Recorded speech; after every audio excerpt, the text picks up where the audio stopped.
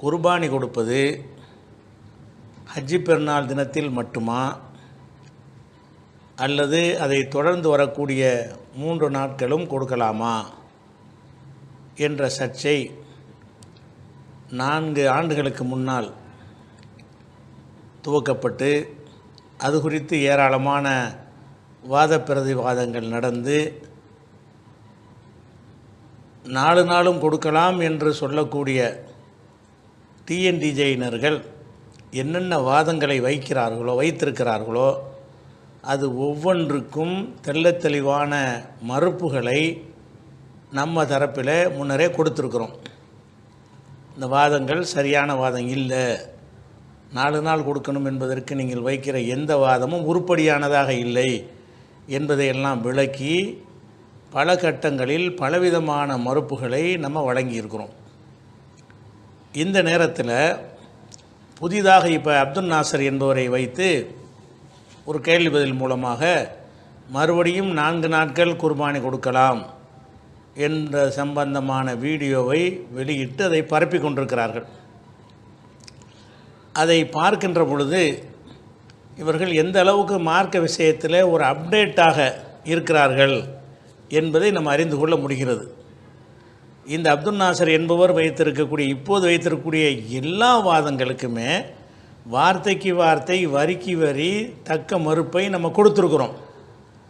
அந்த மறுப்புக்கு அவர் மறுப்பு சொல்லாமல் ஏற்கனவே என்ன வாதத்தை சொன்னாரோ அதையே திருப்பி ஒரு புதுசாக என்ன செய்கிற மாதிரி ஒரு புது வாதத்தை போல எடுத்தான் இந்த இதை பரப்பியிருக்கிறார்கள்.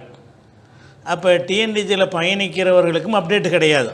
இப்படி சொல்கிறோமே, இதுக்கு அவங்க ஏற்கனவே பதில் சொல்லியிருக்கிறாங்களா, அந்த பதிலுக்கு நாம் பதில் சொல்லியிருக்கிறோமா என்ற எந்த விதமான நாலேஜும் அதான் கண்ணை முடிக்கணும்னு முடிவு எடுத்துட்டாங்களே, கேட்கக்கூடாதுங்கிற ஒரு முடிவில் இருக்கிறதுனால அந்த குருட்டுத்தனமான கூட்டம் என்ன சொன்னாலும் நம்பும் என்கிற அடிப்படையில் தான் இந்த நாசருடைய பதில் என்பது குர்பானி சம்பந்தமாக பேசியிருப்பது அமைந்திருக்கிறது. அதை கேட்கக்கூடிய நம்ம NTF உடைய சகோதரர்களாக இருந்தாலும் சரி, பொதுவாக சரியான மார்க்கத்தை தேடக்கூடிய மற்ற அமைப்பை சேர்ந்தவர்களாக இருந்தாலும் சரி, அனைவருமே புரிந்து கொள்கிறார்கள் இவர் என்ன சொல்கிறார், இதுக்கு தான் பதில் ஏற்கனவே சொல்லிட்டாங்களே, பதில் சொல்லப்பட்ட விஷயத்திற்கு என்ன செய்கிறாரு, புதுசாக சொன்ன மாதிரி ஒரு வாதம் வைக்கிறாரே என்று அடிப்படையில் தான் அவருடைய வாதங்கள்லாம் அமைந்திருக்கிறது. அதனால் இன்றைய தினத்தில் அதுக்கு வரிக்கு வரி நான் மறுப்பு கொடுப்பதாக இருந்த நேரத்தில் தான் சில சகோதரர்கள், நம்ம தாய்களாக இருக்கக்கூடிய சில சகோதரர்கள், நீங்கள் இதுக்கு மறுப்பே கொடுக்க தேவையில்லை, அவர் என்ன சொன்னார் என்பதையும் நீங்கள் ஏற்கனவே சொன்ன மறுப்பையும் நாங்கள் சேர்த்து போட்டு நாங்களே இதுக்கு மறுப்பு கொடுத்துட்றோம் என்று சில, குறிப்பாக நம்ம சேப்பாக அன்சாரி அவர்களும் திருச்சி RY ஜாகிர் அவர்களும் நாங்கள் 2 பேருமே அதை செஞ்சிடறோம், நீங்கள் புதுசாக சொல்கிற வேண்டிய தேவை இருந்தால் நீங்கள் மறுப்பு கொடுக்கலாம்.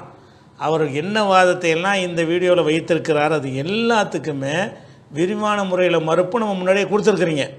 அதை எடுத்து போட்டாலே, எடுத்து தொகுத்து சொன்னாலே போதுமானது என்று கேட்டுக்கொண்ட அடிப்படையில் அவர்களிடம் அந்த பொறுப்பை நம்ம ஒப்படைத்திருக்கிறோம். இன்ஷா அல்லாஹ் அவர்கள் இந்த நாசர் பேசினதுக்கு அதுக்கு நம்ம ஏற்கனவே சொன்ன மறுப்பையும் இணைத்து ஒரு தொகுப்பாக அவர்கள் போடக்கூடிய வீடியோ இன்ஷா அல்லாஹ் நாளைய தினத்திற்கு உங்களுக்கு இதே நேரத்திற்கு 8:30 மணிக்கு உங்களுக்கு இன்ஷா அல்லாஹ் அதை வெளியிடப்படும். அதில் நாசர் சொன்ன எல்லாமே மக்களை மடையராக்கக்கூடிய விதத்தில் அவரும் பார்ப்பதில்லைன்னு தெரிகிறது. ஒன்று, அவர் நம்முடைய மறுப்புகளை பார்க்குறவராக இல்லாமல் இருந்திருக்கணும், அதுவே ஒரு ஆய்வாளருக்கு தகுதியற்றது.